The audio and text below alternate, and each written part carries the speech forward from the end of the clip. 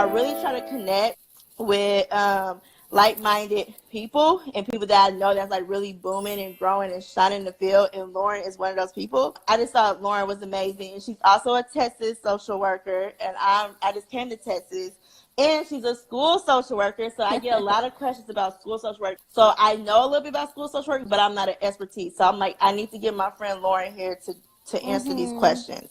Can you just tell us a little bit like about you and your background, and then we'll go into like the first question, but you might even answer that question anyways. I am a social worker in Texas. I've been in the school system for almost 10 years, and not quite if you add everything together. I got licensed back in 2009 with my master's, and I'm currently a clinical social worker. I love it. Yeah, for sure. And you know, on Instagram, there's so many platforms.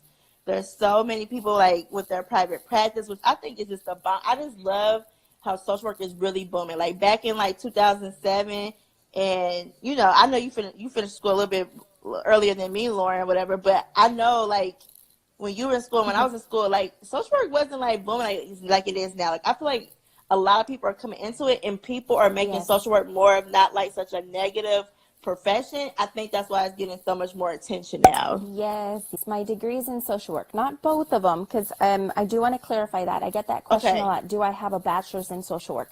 I don't. I have my bachelor's in psychology because starting out, I didn't know what I wanted to do. I actually believed in that stigma a little bit, that social work wasn't for me. I didn't want to do case management. I didn't want to do that type of thing. So I stayed away from that degree program, and then while I was in my undergrad studying psychology, I did take an intro to social work as an elective, and I fell in love with my mentor, which was the professor of that course, and she kind of really opened my eyes to what social work is all about and where we can find social workers. And so that's what pushed me to get my master's in social work. So one person asked, which I think is pretty interesting, she said she hear a lot of people switching from psych to social work. And I know a lot of times the people that I know that have done that or that I have heard is like people don't want to go and get, a lot of people think if they have that bachelor's in psych or psychology, they have to get that doctor. Or if they get the master's, they can't really do what they want to do. Or if they get the master's in psychology, they can't really take the like licensure exam because you have to have at least a master's or bachelor's in it. What is that? Is that what you have heard, or is there a reason why you kind of switched, why you didn't do the master's? I switched because although I do like psychology and I love to learn about psychology and the brain and emotions and all of that, I felt that social workers were more in the field.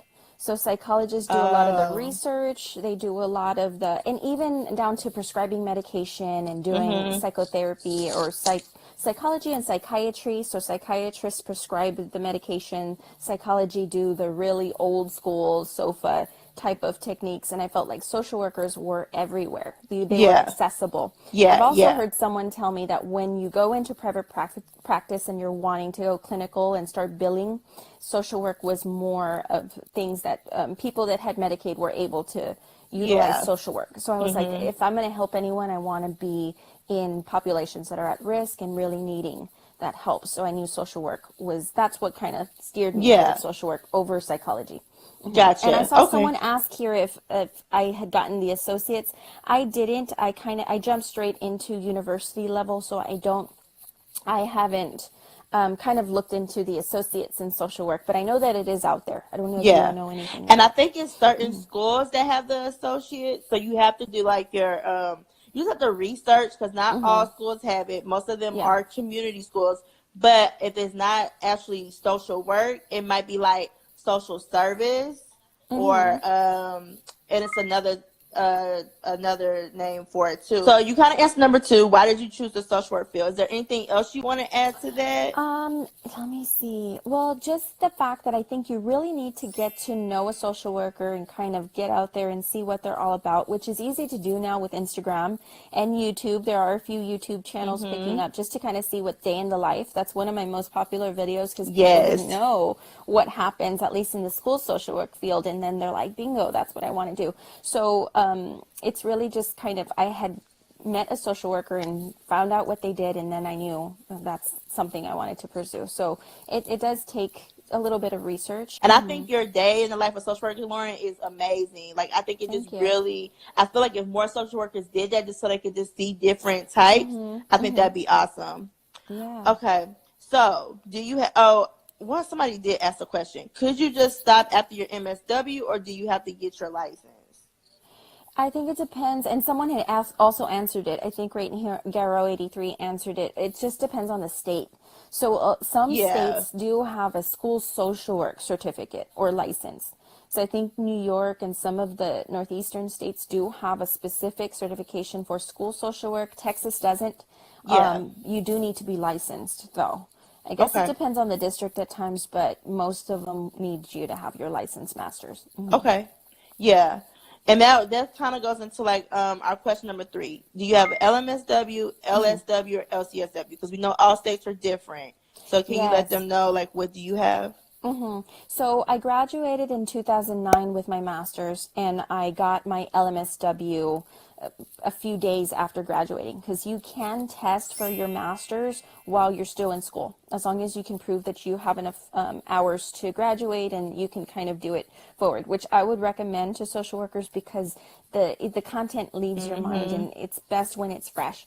So I got my master's. I had my LMSW for about 3 years, and then I went ahead and did the requirements needed for a clinical license. So I have my LMSW. It turned into a clinical license, which is LCSW. And now recently, this year, which was one of my goals, was I became a clinical supervisor in Texas. And usually, guys, if none of you guys know, like that, like she said, the LMSW, you just need your master's for that. And like she said, you kind of want to take that, like, you know, right out of school, like she said, because I know, like, when I try to take my because I've been in 3 different states, and that's a whole nother story. Oh, yeah, but like it's in tough. Cincinnati, you had Ohio, you had the LSW, which you could get like after your bachelor's. And I knew I waited for that, and it is hard. Like you got to start studying again. So like she said, you want to go into that, and then like for your LCSW, you have to have like the clinical hours and all that stuff too. And we can do another video on that later, kind of talking more Yeah, about that. And then I because can it can also, get confusing. yeah, it can Yeah, get it does. confusing. Yeah. Thank you, Jazz and G. Garrow, for answering some of those questions, because I see them rolling in. People are wondering if they have a bachelor's in whatever, can they still go for the master's in social work? And really, you just need a bachelor's. It doesn't have to be in social work. It helps if it is. It doesn't Yeah. have to be in social work. It doesn't even have to be in a helping profession or anything like that. It's Yeah. just, Yeah. Also, if you have the bachelor's in social work, there's a lot of programs that have advanced standing, so you only have to do like a 1-year program, maybe exactly. 2, instead of compared to like a 2 or 3-year program. So that's kind of like the difference if you don't Faster. have it. But like Lauren said, you just need at least the bachelor's. Okay, so what are the requirements to be a school social worker, or are there requirements? The job requirements are that you have your master's in social work and that you have your license through the state or wherever you're working at. So in Texas, you have to have your license in Texas. And then they do require you to have some experience with children. Whether that be adolescents, little ones, if you're in daycare, things like that. It's just experience with children and families. I think it's at least 2 to 3 years of experience. You do not have to have teaching experience. That's the difference between a school counselor and a school social worker. So school counselors, they're asking for at least some, I think the least I've seen is 3, but some go up to 5 years of teaching experience in the classroom. So that's the difference. And so school social workers don't need to have that. So the next question is, what do you do as a school social worker? Okay, so the overall like umbrella of what we do is we provide resources, of course, to the families that are needing clothing, food, school supplies, things like that. So basic resources. We also provide home visits, and the home visits depend on attendance, really, or any needs. So attendance is on the forefront of everything we do. I work at a dropout recovery type of high school. So In which you switched to. yeah, that's what I just started this year, and it Okay. is a whole different world. But yes, it's we do a lot of attendance checks. We do a lot of resource and case management. I also, a new role for me is I'm a case manager for pregnant teens and parenting teens throughout the whole district. Oh, So that's a okay. whole new spin on things. It's fun. Yeah. I love it, but it Yeah, I is. was gonna I'm like, I say. got a text right before this live of one of my students was going into labor.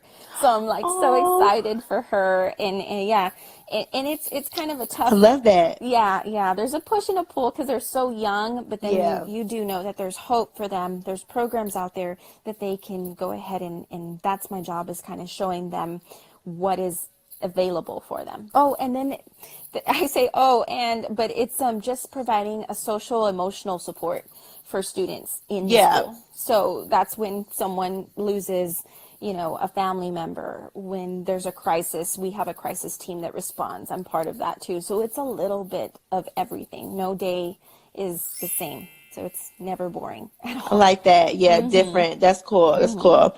Now, someone did ask about would volunteering count as experience? I guess when you was talking about experience. Yes, yes. And that's a big question that I get a lot in my DMs. I put it in a vlog answering it because it's one of my most asked questions is how do I get the experience? What's going to look good on a resume for a school social worker? And it's any type of experience. I started volunteering and mentoring as an undergrad. I would go back to my old high school and recruit first generation students into the college to the university level. So I did that. I did presentations. I counted that as experience with students because I was going Mm-hmm. back to the high school. Also mentored students that were first generation at my university. So they were already enrolled, and that's also going to count. Some after school mentorship, Girl Scouts type of thing, that's all going to count as experience. The best experience you can get though is as an intern. So if you can secure an Mm-hmm. internship in the school system or even in an agency that goes into schools, get Mm-hmm. your feet wet, that's going to be really, really good. Good. Okay. Um, I was gonna say, in those internships too, try to start making like your connects early. I think. Correct me if I'm wrong. If you think I'm wrong, but like if you can, like maybe go up to the schools and like introduce yourself. Maybe try to sit down and meet with a counselor or a social worker. Do you think that would be helpful? Yeah, I think it would. Sit with the school social worker, see what their and I do have a lot of people that kind of call me for interviews and things too, more for projects and school projects. But that's one of the best advice I'd say is sit with the school social worker and see what their journey was like, what they had to do, what was on their resume, what they Right. felt sold them and got them into that position that they're in, or that those are always great. What do we call those? They're called I have a video on it on my YouTube channel and I can't remember. It's kind of like a mock interview where you're not interviewing Yeah. for the position, you're just interviewing a person in the position that you want to be in Yeah. someday. I know what you're talking about, but I can't think Yeah, of the I name can't think either, of it right girl. now. I can't think of it, but those are really Yeah. helpful. Yeah. Yeah. And everybody, Lauren, I'm gonna have her, and I'm gonna also post this too. But her YouTube is amazing, and it will answer a lot of questions you guys have. So she's gonna definitely give it to you guys at the end. Yeah, I just saw a comment from AJ. He's one of my followers on here on Instagram. But that's the dream: is you intern. He interned at a school district, and then they hired him like right after he graduated. That can happen. Just Yeah. to let you all know, treat your like he said. That's great advice. Treat your internship like a job because you never know who's watching. You never know. And I've had about Yes. 5 interns that have been, we didn't have an opening at the time, but we did call them back and say, please come interview because we remember you interning here at the district. We want you to come interview and. So Yeah. that's, yeah, that's Yeah, a you big. definitely want to treat it like a job, especially if you want to try to get hired on at that place or something similar, because that's the same for like hospital social work. They really want you to have that experience. So, Yeah. and that's another video we could talk about later. Okay, so because I know someone asked this, and this is like the next question. What do you feel is your hardest challenge as a school social worker? Okay, so that changes. So last year I would have said something completely different than Mm-hmm. this year. For this particular year, it's the caseload. The caseloads are huge. There is a lot, so you really have to prioritize who's gonna, get your time at this particular 30-minute session. Is it gonna Mm-hmm. be the girl that just found out she was pregnant, or is it gonna be the boy that's about to go homeless and needs a shelter? Mm-hmm. So it's really prioritizing, and you are the only person that does that role. So Yeah. being able to draw your boundaries and tell someone, I will get to you at this point, and you have administrators kind of pulling you this way Yep. and that way to see one student over the other student, and that's hard. So the caseload is huge, but And you're the only one in your school. Now, and I don't want to cut you off, but I want to ask you this before I forget. Are they looking to help someone else, put someone else in there, or is it not, or do they feel like it's not that big right now? I Like, think they feel that it's manageable. In the past, the certain school that I'm at, it had 2 social workers and 2 counselors. So there was 4 supports yeah. on that campus, but people have retired and they haven't gotten replaced. So they kind of all brought Oh, it down to 1 social worker and 1 school counselor. So we okay. do kind of, we help each other out and we work well together. But when it comes to the case management role, it's kind of thrown to me. So it is, there isn't any talk of adding anybody new. I can't wait to get an intern. Basically, we rely on Yeah. our interns Yeah. to help us out That's with good. those types of things. But it's the caseload right now and kind of prioritizing. And last year I would have said it's administration and trying to sell the role and let them know why you're there. So it's Right. kind of that catch-22. Where I'm at right now, the administrators know exactly what I do, and so it's referral after referral after referral. So it's like exciting, but it is an overload at Yeah. times. Okay. And that makes sense. It's kind of Yeah. like having a triage. Like you're not in the hospital, but just trying to see Yeah. prioritize, like Yeah, you you do. said. Okay. And I do want to shout her out because I think that's really sweet what she said. Meaningful bonds, you and me. Lauren, I'm glad that I found your Oh, channel. I was getting burnt out working in a community based program while going for my MSW. Watching your videos and being part of this community has given me life. That's amazing. I Like, how do you feel like know. when I people love say that. that? I get those messages and they just warm my heart so much because I Yeah. don't want anyone to give up on this profession. You make it, it gets tough, but then the rewards are really in the relief that you see on your Mm-hmm. clients' faces. Just to know that you're there, to know that you're there in the hospital, you're there at the school, you're there, we're everywhere. And so it's really worth it. Yeah. Please keep going. It really is Keep worth it. going. Yeah. Because I get a lot of mentees. I have people that's been in the field for a while or that's going into the field. Like, I don't know if this is for me. And I try to do as much as I can, like encouraging everything. And Yeah. sometimes, you guys, you just have to make that pro and con list. Like, what outweighs each, Uh-huh. each. And also, you have to find, I tell this to my mentees a lot, you have to find your niche. Is it niche? Everybody say it different. Niche. Yeah. Niche. Yeah. You have to find that. If you find that and stick to that, I promise you, you're gonna succeed in like what you do because you're working with a population or with something that you love. Yeah. So just remember Just that too. clicks. Yeah. Um. I was gonna answer. Would you suggest work a job while doing your MSW? I'm working. I'm worried about that and whether I should stay home with my mom until I graduate.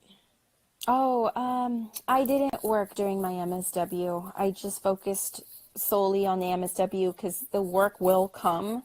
I don't think you need to be in work unless it's a financial situation and that's Yeah. how you're paying. But I think if you don't have to, I wouldn't push yourself to do that. I would throw in yourself into studies and your internship, and that is going to keep you busy enough, especially if you're Yeah. taking a full caseload, like a Yeah. full, not caseload, but course load. Yeah. Yeah, that's good advice. Now I worked Yeah. during mine, but that was a different situation. So, but we interviewing Lauren, so we're gonna take Lauren's advice, like she said. But like she said, everybody's different, and it depends on like your financial needs. Yeah. Also, someone asked, which I think would be good, what responsibilities do interns have as a school social work intern? Or, I'm sorry, intern. Yeah, it depends on your social worker that you're shadowing. So bringing it back to the question that you asked, what's my role and responsibility? Uh That huh. our overarching role again is attendance, but every social worker in every school is going to work completely different. So I have some social workers that all they do is community outreach and bringing in resources and getting grants and calling for, donations and this and that. So that's their niche. That's what they're good at and that's what they do. So it just depends on the school social worker that you're interning with. So I have my clinical license, so I'm very comfortable with if I know that my intern is wanting to go clinical, I'm comfortable with teaching them how to talk on an individual basis. I give them a group and they run a group for truancy or a Oh, group for okay.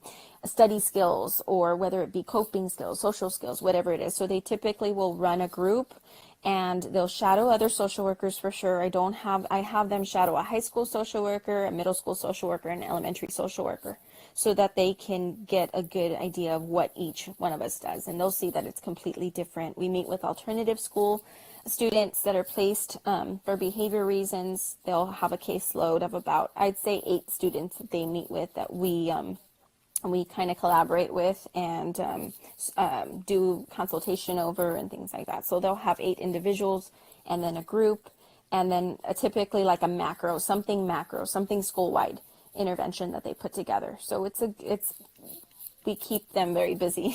Yeah, that's good. That's good. So they have all that for their resume. Yeah. Now, I think you kind of answered this, but we'll just go ahead and ask it just to make sure. What do you feel is the most rewarding thing of being a school social worker? Yes, I kind of got into the fact that it's just seeing the relief that comes over a student's face or a parent's face when they know that someone gets it. Yeah. Someone's finally listening. Someone is on my side. That's priceless. And they kind of will drop all their boundaries down, because at the school that I'm at, most of the students I work with have been they've been misguided. They haven't been dealt a really easy set of cards from the get-go. They've been raising themselves a lot of times, and then they come to school for a sense of peace, and they don't get that there either.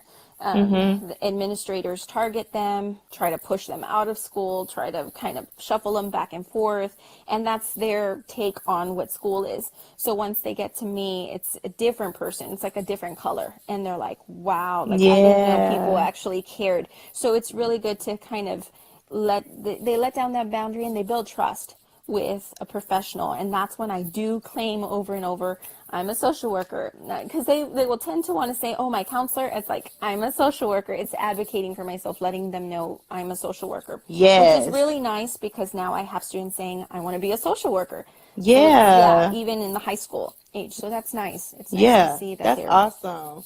Yeah, you do have to tell them that, because people get us mixed up with real fast in our roles.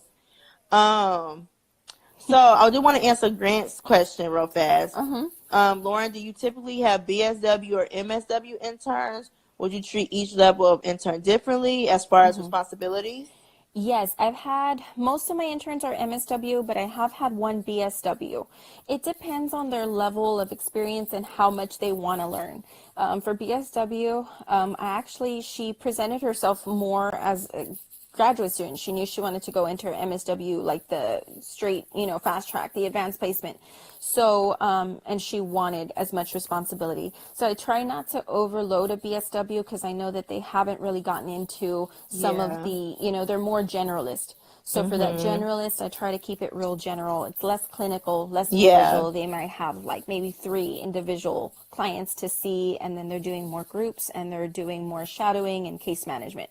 So I want them to get that experience. And then the MSW is a little more heavy as far as the caseload, so that they know how to balance and prioritize and what to expect when it gets to that point. One of the reasons I started my YouTube channel was a lot of the interns that came to me didn't feel like they had any experience with anything, because applying it is completely different than reading it and testing on it. And so that really hurt me. And they would take notes like crazy during our supervision, and then go share that. And then people would ask them, what is your supervisor? What is your intern supervisor telling you? You're learning from me. So I'm like, I'm just going to start making videos and see if anyone else can take something from. I think that's awesome. From what I'm sharing or dealing with. Yeah. I think that's awesome. So, G. Garrow, I will get to your question. I just want to get to these questions for Lauren, and then we'll come back to yours, because it might be a little how we answer it. Do you think having a mentor in the social work field is important? I do. I had a mentor starting off that really showed me the ropes in where social workers are. So to get a good idea of what social work is, I think the best thing to do is have a mentor that is a social worker. Yes. I know that some of us are introverts, and I'm an introvert. I kind of keep to myself. I have to recharge on my own and that sort of thing. So that kind of like you said, like from, I'm sorry, I didn't mean to cut you off, but like when you was like, you guys, I've been away for a while, but I'm back. Even I hit you up. I'm like, Lauren, where Are you you been, okay? girl? And that's why I was like, because I was like, I wanted to ask you for this interview and stuff. I'm Uh, like, I don't know if she's been gone or whatever, but uh, yeah. yeah, I kind of have to turn inward and gather myself. I'm a complete introvert, which people are always surprised. Well, can you be an Yeah. introvert and be a social worker? Yes, you Yes. certainly can. You can. And it allows you to connect with different people that are introverts as well and kind of shy because you can kind of play both roles. So it works, but I didn't have a mentor like holding my hand throughout the whole thing, but I did have it starting out. So I will always say that a mentor is very important because they just can Mm-hmm. give you that boost that you need. I think it's part of self-care to have a Yeah, mentor. for sure. It's kind of like therapy, but not actual therapy, Yeah. you know? Just someone to And bounce ideas something off bounce of and ideas off of, ask questions, see like, hey, am I thinking this right? exactly. Yeah, totally agree. Okay, so next question. What is one piece of advice you would give an aspiring school social worker? My piece of advice, let me see what I wrote down. I was like preparing. Okay, it would be like trust your process and trust your journey. Because I think we get, at least I did, I got my master's, I got my license, and I was ready. Okay, I'm ready for this school social work position. Problem was, I didn't intern where I was going to end up working. So I Yeah, interned in Austin, but I was going to work in San Antonio. I knew I was going to come back to my hometown, and then I had to start all over again, building my connections and networking and all of that. So it took some time, but in that time, because if the school social work positions are a little hard to get, I think a lot of school social workers are nearing retirement, so there's going to be a lot of spots opening up, mm, but you're kind of playing this waiting game. But while you're waiting, don't get discouraged. Build your specialty. So I was able to go into juvenile justice, and so I was a juvenile probation counselor for a while, for about yeah, 2 years, and that gave me a lot of experience to now I can work with any kid and kind of know the lingo and know what they're talking about, know the judicial process when they're in alternative school to placement. And yeah, so you kind of get the inner workings of whatever population you want to work with. So for me, it was right. adolescents. I did foster care.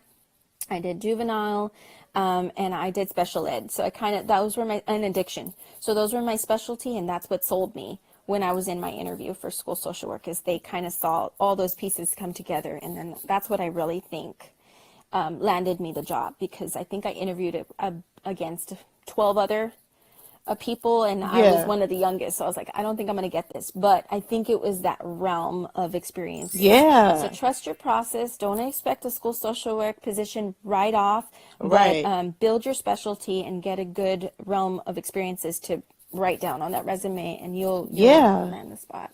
I think that's awesome advice. It's not where you start, it's where you finish. And I know we all have heard that, but it's very, very, very Yeah, true. it is. For sure.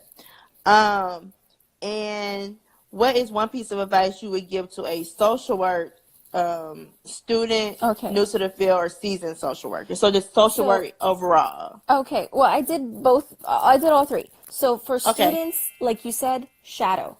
Shadow, shadow, shadow. Like just shadow as many social workers as you can. You're not bothering. People like to talk about themselves all the time. You're not bothering Yeah. anybody. So shadow as many social workers as you can. That's my main thing. Because then once you are a professional, then it's kind of weird. Like, can I shadow you? You can't really ask that anymore once you have that license and everything. It's just awkward. So as you're a student, Yeah. shadow. People that are new to the field, I would say don't stop at where you're at. Like if you're thinking of that clinical, go for the clinical. Mm-hmm. If you're thinking of becoming a social work supervisor, go for the supervision. Just keep striving for more. Yeah. Don't stop. Don't double guess yourself, because then you would have. I know too many social workers that have been wanting their clinical and they're now in their 50s getting their clinical, but they always tell me I should have started way back, Mm-hmm. when I Yeah. had that energy and that time. So just strive. And then for seasoned social workers, it's self-care. It's got to just be Yes. self-care is number one. Take care of yourself, because then you'll burn out and then we'll lose you. And that's a shame. Yeah, unless it's like your retirement time, but we Oh, don't want yeah. to lose. We don't want to lose you, like Yeah. because you're like, I'm burnt out. I'm done. So Yeah. yes, yes, Lauren, that is such awesome advice. See, girl, you was just the bomb.com. I told Thank y'all. I hope you. y'all were taking notes because she was dropping some gems. Thank So you. You're I want sweet. to go back to what's his name question because I don't want him to think we forgot about him. So he asked, Do you think, sorry, I had to grab my charger, y'all. I'm a little out of breath. Do you think I would be more competitive as a school social work applicant if I do my second year placement at a regular mental health facility? I'm earning the credential as a first year. First year at school now. I'm sorry. I think that's what he's trying to say. I think second year is okay to mix it up unless you do a whole different level. So like my first year was at a school, but it was elementary. And then I knew I needed high school still. So my second year was at a high school. So I think that's okay. But mental health facility is another good, it's never bad, especially if you're wanting to be clinical overall. For G-Garrow, then I would go for the mental health facility. Just kind of keep your options open. And it doesn't hurt to have that mental health background for school social work, because I think that's where the schools are leaning towards just across the nation. We're finally realizing that we need some support in the mental health field. I also, before we go to the second question, I want you to drop your social media outlets real fast and your YouTube so people can write that down just so we won't forget. Yes, so the YouTube is Social Work Scrapbook. The Instagram is the same. And those are the main ones that I use. I also am on Facebook too. It's also Social Work Scrapbook. We have a community that's kind of a closed community of social workers that I'm able to kind of community. Yeah, it is a good community, and they kind of share and ask questions on there too as they're going through their school or going through placement and things like that. So that's nice, and that's specifically for social workers. So one person as AJ Aponza, I'm sorry if I pronounced it wrong. I have heard stories of school social workers and school counselors. They don't get along because of similar jobs. I'm thankful to work with my counselors, but have you dealt with this? Not in the sense of competing with the counselors, more in the sense, because it depends on your school counselor. So I've had a few counselors that are very they want to be administrators. They want to be VPs in a sense. So they're just pushing all of their cases to me. So it's not like we're fighting over cases. It's like, here, you take this one, you take this one. And it's like, I can't take everything and then do home visits I need to split my time. So it's kind of advocating for myself and saying, look, I can take this, and can you try something, and then if that doesn't work, then I will take them. So not as far as competing over clients, I haven't had that. But I guess it does depend on who your counselors are. Some counselors can seem a little threatened by social workers. I have seen that, but I've never dealt with that personally. It's kind of been like, oh, you're here, take these cases, which is nice. I mean, at least as long as they know that I'm there, that's better than not being not getting any referrals at all. Exactly. Somebody did ask earlier, but we didn't get to it. She said, I always been scared about doing home visits or nervous. How do you handle that? How do you feel about doing home visits? I'm pretty comfortable with home visits. I grew up in San Antonio. I grew up on the west side of San Antonio, which is pretty at risk. So it's something that I'm used to. And the families, their guards are up. But I kind of just put myself in their position. I mean, how would I like it if someone just drops by my house and then is telling me this and that? So I try to warm them up with something positive about their student or my concern about safety, whatever it is. And then that brings the guard down, and then they're able to talk, and then they'll let me in. But I haven't had any concerns. The other thing is just to trust your instinct. There has been some times where I'm like, I don't feel comfortable going into this house, or I smell smoke or something. I'm like, I'm not going in there. It's not it's not a good spot for me. And I'll just tell you draw your boundary up, and you tell the administrator that's not a home visit I'm going to do. You can send the police are always there. Like, we have school resource officers. Like, if you really want that to happen, send this person, because I tried and I don't feel comfortable. Definitely advocate for yourself. Definitely speak up for yourself. So I first started out, my first job was in CPS. And I also talk about this in my YouTube, YouTube interview I did for Lauren. And I think I'm going to actually do a live video on this too. But you definitely just, you have to know your surroundings. You have to, try not to be vulnerable. And like Lauren said, you don't take a lot of stuff in with you.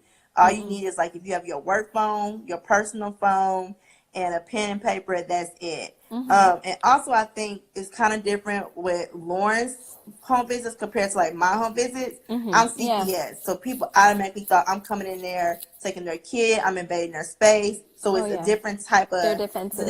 atmosphere. You think so, Lauren? Yeah, they can get defensive, and sometimes even when I say social work, some parents have had an experience with CPS that wasn't the best as Yeah. children, so they react and they've gotten kind of loud, and it's like one of those things where it's like, I'm not here to cause any issues. I'm here out of concern. So Right. that's where I come from, and I think it's all about our tone and how, and you'll learn that in hopefully from your internship, your placement, whoever your supervisor is. That's where we learn these skills. That's why I worry for people that are worried about home visits. Get a mentor that can teach you how Yes. to, talk in a certain tone, how to do like role play so you can see how your face looks, things like that. It's important to kind of look at how Yes. we present ourselves. And I can help you guys with that. It is helpful because we don't Just think hit me about that. up. Yeah, we don't think about that, but someone else can kind of see and say, you realize that you have Yeah. your hand on your hip, and that's all of that is Crossing your important. arms. Yes. Like, it also comes down to culture competence, knowing the culture Oh, that the exactly. family is going to see. Like, all that come into place. You think so? Yeah. That's where you need someone. You need to consult, get a mentor, someone that can help you, especially if you've had that Yes. experience before. I'm late. I don't know if we went over, but I plan on taking the SSW exam. Maybe LSW exam? When I graduate in May. Do you have any advice for that? There's different study guides. Sometimes your university will also have study guides that they rent out. That's what the University of Texas does. So kind of look for your resources in that and take as many practice tests or Yes. practice questions as you can. That helps more than flashcards or anything else, is the practice tests. Yes. Yeah. Definitely agree with that. Like Lauren said, get as many practice exams as you can. There's a lot of different ASWB or different groups on Facebook. Also, research the social work is a study program, and also TDC stands for Therapist Development Center. Both of those have been two good programs that help people pass, and they're a little in the 100, 200 range, but they're usually like you keep the program, you have it, they're with you until you pass, which means That's cool. you don't have to pay that money again. Say you take it and you're not successful. So definitely look into that. We're gonna do a few more so Lauren can go. Trying to see if there's something we haven't answered. Okay. Have you had the experience of being the only social worker in your school? Do you have any suggestions or advice for working with administrators this is a good one, that might not be clinically inclined? There's not a lot of administrators that are clinically inclined at all. They're that's your role. And so that's where you kind of have to step up and use your voice and be heard, because that's really what we have to do. So, I've always been the only social worker at the schools that I've been, because in my district, it's one social worker, and they split one social worker between two schools or two programs. So it's always just been a lone voice amongst everyone else. And in the school system, it's academic driven. So sometimes they really are disconnected with mental health and clinical needs of a patient, a client, a family, and all of that. So that's when you do have to advocate for your client and speak up for yourself as well, and let them know what your expertise is, because you're a piece of the puzzle that they need, especially with the growing trend of school shootings and mental health issues and bullying. And there's just so much. I think finally the schools are coming around to realizing, there's this whole social emotional learning that we have to start serving our students with. And that's where social work and psychologists and counselors are going to step in and fill in that piece. So, and a lot of administrators don't have, or teachers unfortunately don't have a class in psychology or even the humanities or human services. They don't know anything about that. So That's when tough. you have to educate about your role and what you do. Do you agree? Yes, you have to constantly do that. Advocate for Yeah. yourself and explain the role over and over and over until they get it. Sometimes the students and families will get it before the teachers and faculty do. They do. Yeah. They've come into the school saying, I need to see the social worker. And they'll say, well, you can speak to, no, it has to be the social worker, because they already know what services we provide. Mm-hmm. So, Good.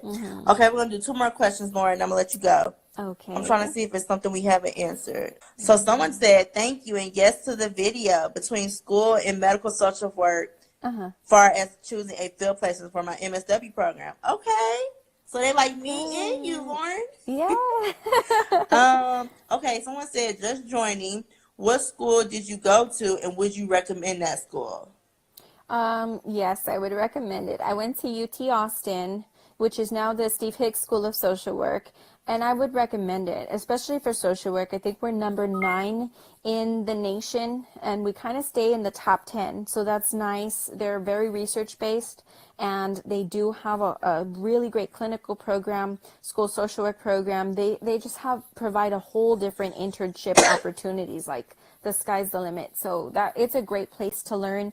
And I know people think of UT and it is a huge university, but the School of Social Work, it's so small and personal, and you will get that one-on-one time that you need with your professors and stuff. So I would recommend it for sure. That's awesome. Okay, and last question, because we have 1 minute and 51 seconds. Oh, do we? It's Where do you get your CE hours for your LCSW? And I know that's kind of broad, but Yeah. Okay, so like the CEUs for LCSW, I believe yes. it's the same as whatever an LMSW can utilize, an LCSW can use too. So if it's credit for any type of social worker, you can use that. I think the main one is your ethics credits. That has to be a I think specific. it's 3 for Texas. It's 3 for Texas. No, it Okay. might be 4. It might be 4. I think it is 4 for Texas because it's 3 for Oklahoma. Yeah, it's 4 for Texas, and it's weird because they're 3-hour courses, but I then you have know. to get a 1 hour somewhere else. So it's kind of weird, but it's 4 for Texas. Those are the only ones you do have to make sure you have. But other than that, it's the same as a master social worker would work for the clinical social worker as well.